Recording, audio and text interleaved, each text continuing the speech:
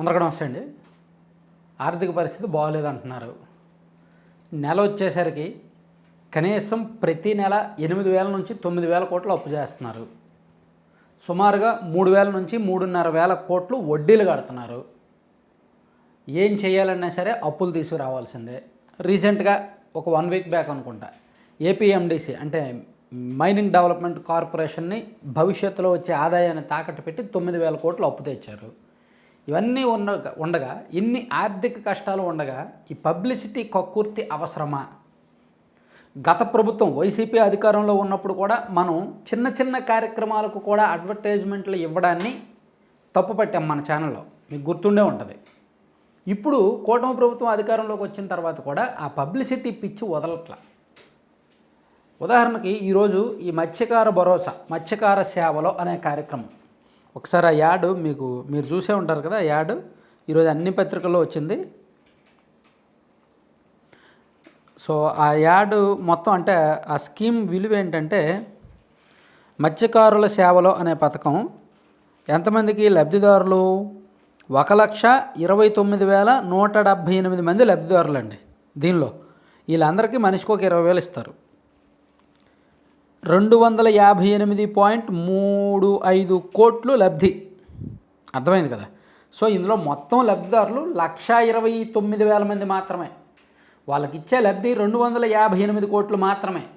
1,29,000 మందికి మేము మేలు చేస్తున్నాము, డబ్బులు ఇస్తున్నాము అని చెప్పి ఆంధ్రప్రదేశ్లో ఉన్న అందరికీ తెలిసేలాగా అన్ని పత్రికలకి ఒక్క సాక్షి తప్ప మిగిలిన ఆల్మోస్ట్ అన్ని పత్రికల్లో యాడ్లు ఇచ్చారు.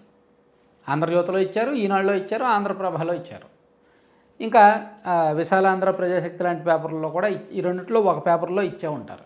సూర్యలో ఇస్తున్నారు. అలాగే అంటే తెలుగు పత్రికల్లో దాదాపుగా ఒక 10 ఉంటే 8 పత్రికల్లో యాడ్లు ఇచ్చారు, 7-8 పత్రికల్లో. అండ్ ఇంగ్లీష్ పత్రికల్లో కూడా ఇస్తుంటారు యాడ్లు. సో దీనివలన కనీసం ఈనాడు లాంటిది మెయిన్ ఫస్ట్ పేజీలో యాడ్ వెయ్యాలి అంటే వాళ్ళు 35-40 లక్షలు లేనిదే ఫుల్ పేజీ యాడ్ వేయరు.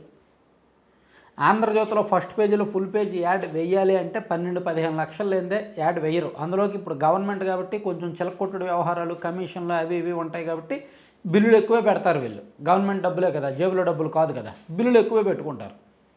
సో సుమారుగా వీళ్ళు 10 పత్రికలకు ఇచ్చినా సరే ఎలా లేదన్నా 2.5 నుంచి 3 కోట్లు ఖర్చు అయిపోద్ది. సో 258 కోట్ల ఈ కార్యక్రమానికి 1,29,000 మందికే మాత్రమే లబ్ధి చేసేదానికి ఇంత భారీ హడావిడి అవసరమా అని ఒక చిన్న యాడ్ ఇచ్చుకోవచ్చుగా. ఒక చిన్న ఫస్ట్ పేజీలో ఒక చిన్న బాక్స్ యాడ్ ఇచ్చుకోవచ్చుగా, సరిపోద్ది కదా. ఒక 10 లక్షల్లో తేలిపోద్ది కదా. ఒక 4 పత్రికలకు ఇచ్చుకుంటే ఒక 20 లక్షల్లో లేదా ఒక 25 లక్షల్లో మొత్తం తేలిపోద్ది కదా. దానివలన అడ్వర్టైజ్మెంటు వెళ్తుంది, తెలియాల్సిన వాళ్ళకి తెలుస్తుంది, ఖర్చు తక్కువ ఉంటుంది. ఏదో ఈ తల్లికి వందనం అమలు చేయండి, దాని లబ్ధిదారులు 80 లక్షల మంది ఉంటారు. సో గ్రాండ్గా యాడ్లు ఇచ్చుకోండి. లేదా ఇంకో పథకం ఏదో అమలు చేయండి, నిరుద్యోగ భృతి లాంటిది, లేదా రైతులకు అన్నదాత సుఖీభావ అమలు చేయండి, దాన్ని యాడ్లు ఇచ్చుకోండి.